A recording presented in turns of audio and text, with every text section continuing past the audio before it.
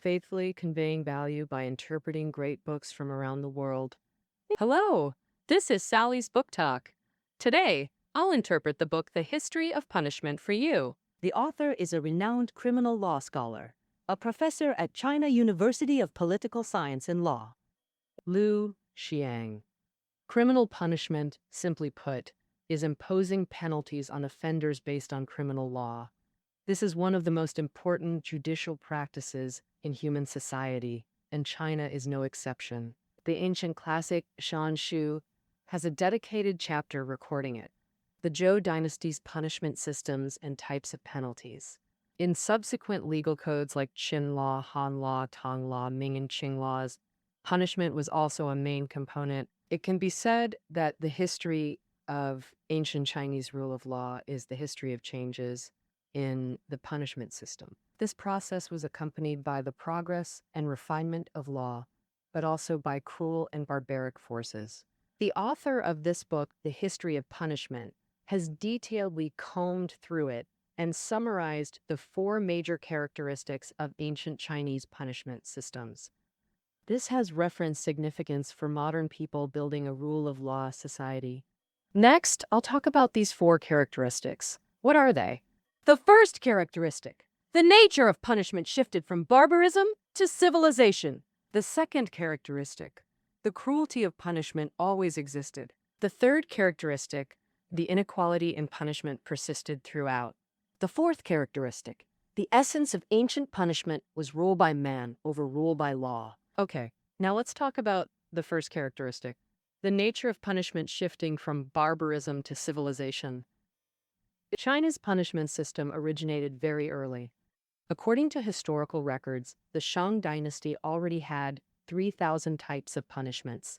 During the Shang and Zhou periods, the so-called 5 punishments were formed, meaning 5 types of penalties. What are the 5? Mo, Yi, Yue, Gong, and Dabi. I'll introduce them one by one. First, Mo punishment, meaning ink. It involves carving characters on a person's face, then applying ink. After the wound heals, it becomes a permanent mark of shame. Next, Yi punishment, with the knife radical next to nose. As the name suggests, it means cutting off the nose with a knife. Yu punishment is with the knife radical plus moon. It's a torture of cutting off toes or even both feet. Ban punishment refers to castration, removing the reproductive system. As for Dabi, to put it bluntly, it's beheading. We can see that the purpose of the 5 punishments was to destroy the human body, so they are also called corporal punishments. During the Western Zhou dynasty, each of Mo, Yi, Yue, Gong, and Dabi had 500 crimes associated with them. Committing any could lead to disfigurement, disability, or even beheading.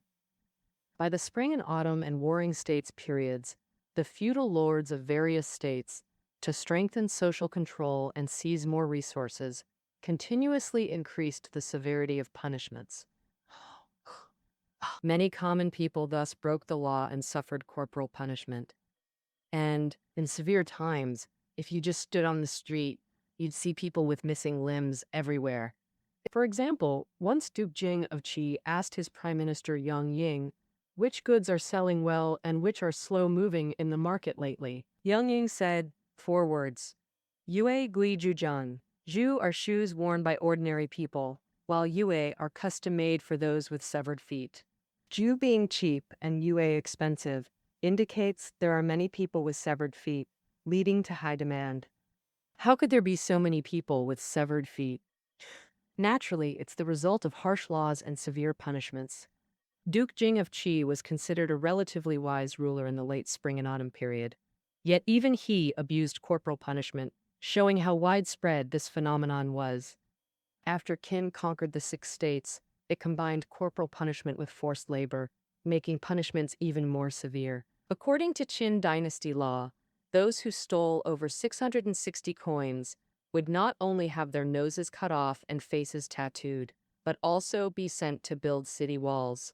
The 3 major imperial projects personally overseen by Qin Shi Huang, the Great Wall, Epen Palace, and Lishan Mausoleum, conscripted millions of laborers, including hundreds of thousands of convicts, who had suffered corporal punishment.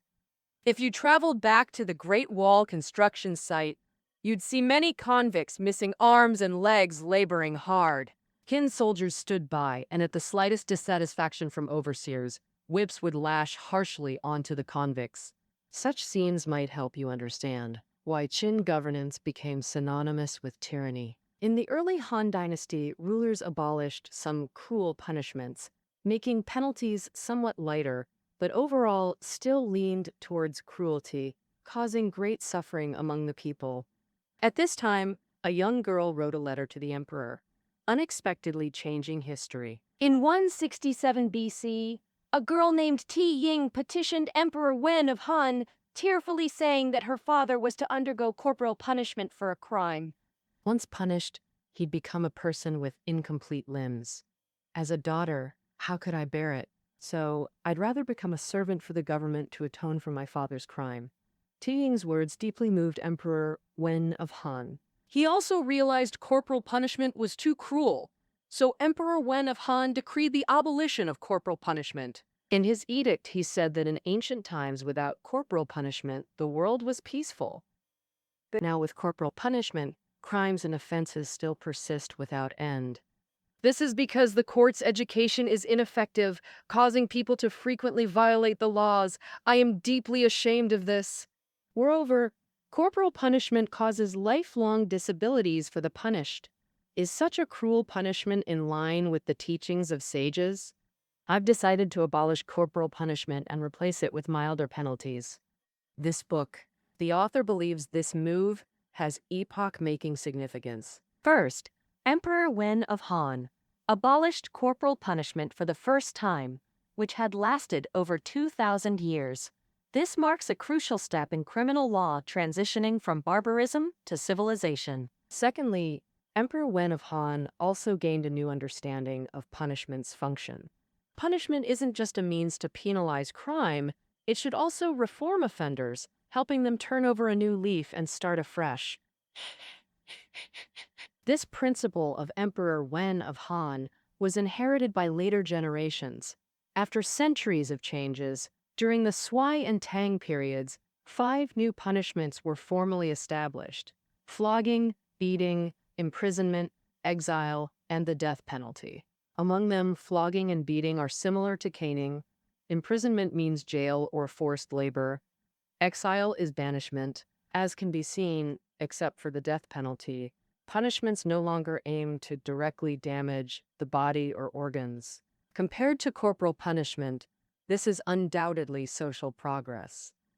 Thereafter, at least on the surface, corporal punishment became an immoral tyranny, and rulers generally dared not boldly restore it. Does this mean ancient Chinese punishments became humane, or even moved toward modern legal concepts? Reality wasn't so rosy. Next, I'll discuss the second characteristic of ancient Chinese punishments, the persistent cruelty. Emperor Wen of Han abolished corporal punishment, making punishments more humane and civilized. But this doesn't mean the punishments themselves weren't cruel. On the contrary, punishments in ancient China were always very cruel. Why was this the case? It can be attributed to 2 direct causes and 1 fundamental cause. I'll start with the direct causes. First, corporal punishment wasn't completely abolished. In many cases, it even intensified. Take castration as an example. Castration involves removing the reproductive system to prevent reproduction, which in ancient times, emphasizing filial piety, was the harshest and most inhumane punishment. When Emperor Wen of Han abolished corporal punishment, he also canceled castration. This was considered a benevolent act. Thereafter, castration was no longer an official punishment, but this didn't stop emperors and nobles from abusing it. For instance, Sima Qian, a historian of the Western Han Dynasty, was punished with castration for offending Emperor Wu of Han. Sima Qian saw this as a profound disgrace. He endured the pain and wrote the famous historical work, Records of the Grand Historian. In the Tang Dynasty, nobles were rampant, castrating boys from poor families to take them as household slaves. Countless young lives suffered from this. Another key reason was the strong demand for eunuchs in the imperial court. And since the Qin and Han dynasties, there was a tradition of incorporating castrated individuals into the imperial court for hard labor. And in the late Ming dynasty, when people struggled to survive, many gritted their teeth and castrated themselves to become eunuchs just for food. The powerful eunuch Wei Zongshan entered the palace this way, and this practice continued until the mid-Qing dynasty. Emperor Qianlong even decreed that those convicted of treason should be executed by Ling Qi, death by 1,000 cuts, and their male relatives, regardless of age, would be castrated by the imperial household department and enslaved in the palace. Tattooing punishment is another example. Tattooing punishment disappeared for a long time after being abolished by Emperor Wen of Han. During the Wei, Jin, and Northern and Southern dynasties, it was partially revived, abolished again in Sui and Tang, but in Song dynasty it not only resurfaced, but reached its peak. According to Song law, thieves got circular tattoos behind ears, robbers got robber on foreheads, those sentenced to imprisonment or exile got square forehead tattoos, flogging sentences got circular tattoos. In short, if you committed a crime, you'd first be tattooed, then exiled, called tattoo exile in Song dynasty. We can see the Song government actually used tattooing as supplementary punishment, greatly expanding its application scope. Many were thus marked with indelible facial imprints, becoming social outcasts. Like Lin Chong, Wu Song, and Song Zheng from Water Margin, they'd be instantly recognized as convicts wherever they went. People stayed wary and excluded them daily, exactly the effect rulers wanted. Thus, the resulting deterrence surpassed ordinary punishments, benefiting rulers by fundamentally intimidating resistors. Now, the second direct cause of punishment cruelty, replacements for corporal punishment were also brutal. Emperor Wen replaced nose amputation with 300 lashes and foot amputation with 500 lashes.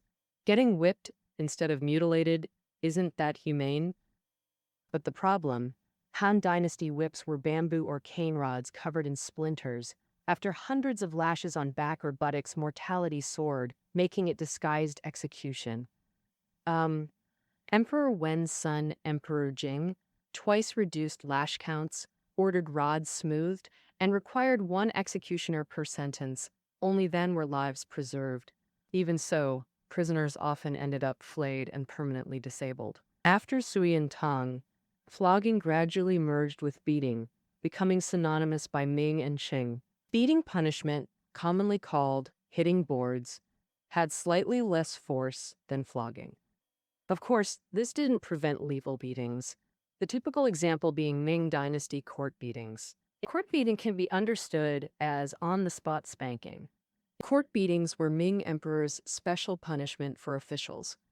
During beatings, Eastern depot eunuchs supervised while brocade guards executed.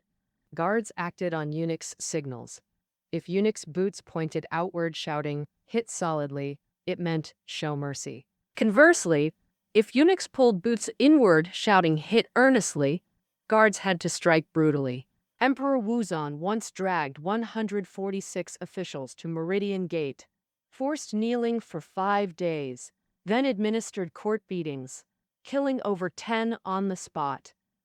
Emperor Jia Jing was crueler. He had 134 petitioners at Left Compliance Gate beaten, causing 17 deaths. For scholars, being publicly stripped and spanked was extreme humiliation. Thus, court beatings shattered not just bodies, but human dignity. After direct causes, let's discuss the root cause of punishment cruelty: rulers' perception. The author notes, ancient rulers saw punishment as a tool to control subjects, its purpose being to force submission and deter potential rebels. Under this mindset, naturally, the crueler the punishment, the better the effect. Regarding humanitarianism or criminal rights, rulers barely considered them. The variety of execution methods perfectly reflects this mentality. As early as Zhou dynasty, executions like hanging, beheading, dismemberment, and boiling emerged, each crueler than the last. Take dismemberment, commonly called 5-horse tearing. binding criminal's head or limbs to 5 carts, pulling apart, ripping body to pieces. Warring States figures Shan Yang and Su Qin both died this way.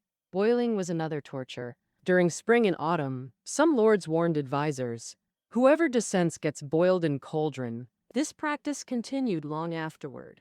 Li Yiji, key strategist for Han founder Liu Bang, was boiled alive by enemies. When Emperor Wen abolished corporal punishment, he excluded death penalties, only canceling methods like dismemberment.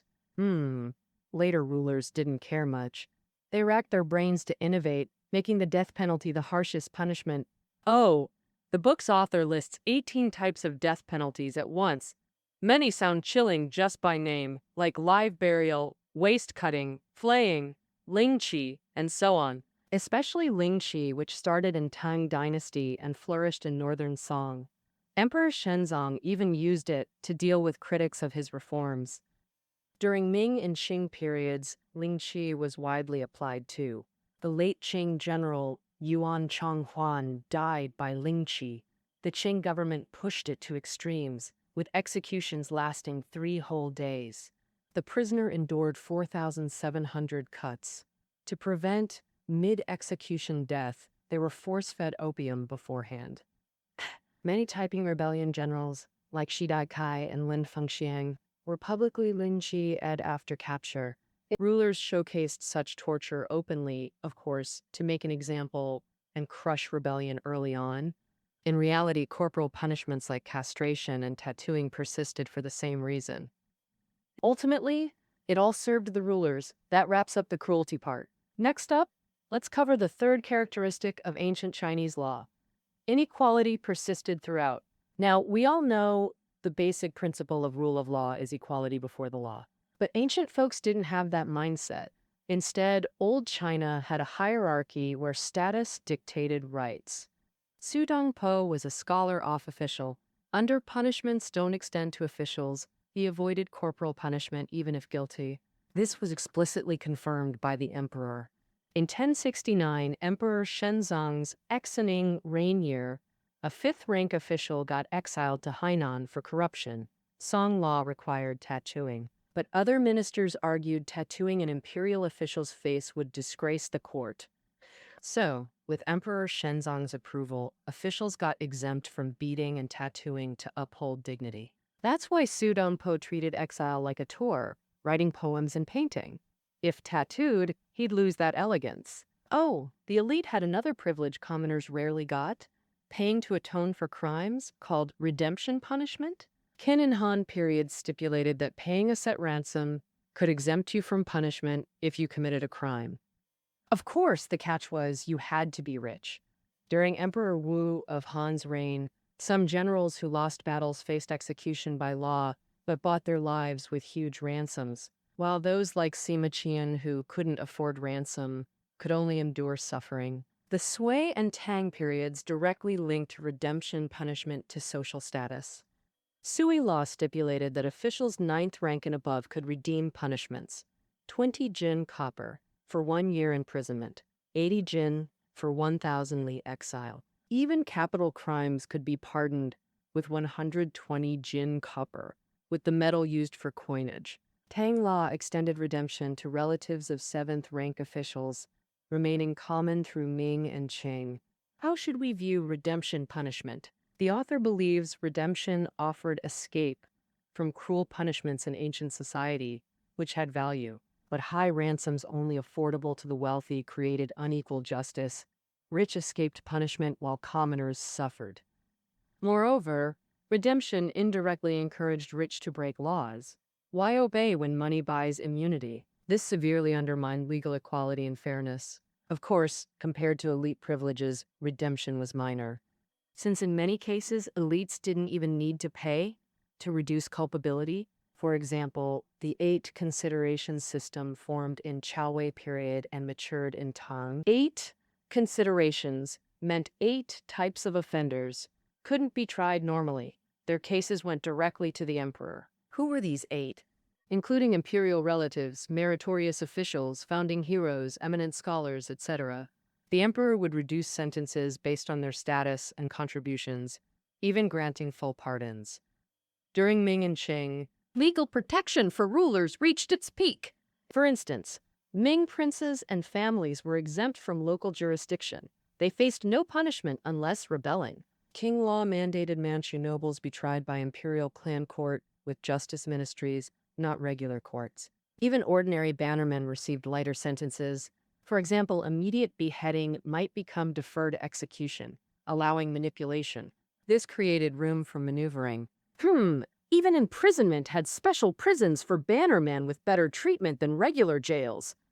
In short, applying different punishments to different groups was normal in ancient society. What's the reason behind this? This brings us to the fourth characteristic of ancient Chinese law: rule by man over rule by law.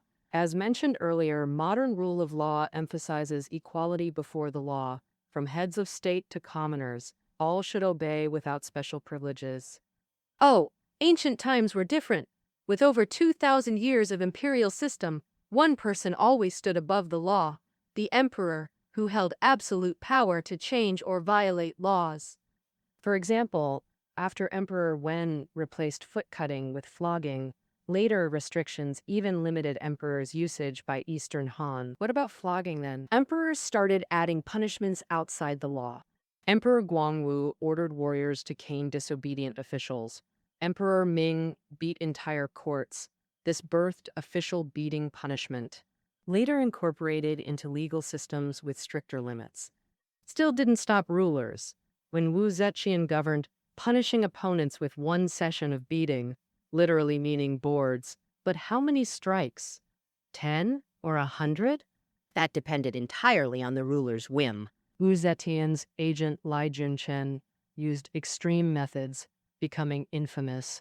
Ming founder Zhu Yuanzhang also loved extrajudicial punishments. His personally supervised Great Ming Code was already harsh, yet he issued even stricter grand pronouncements.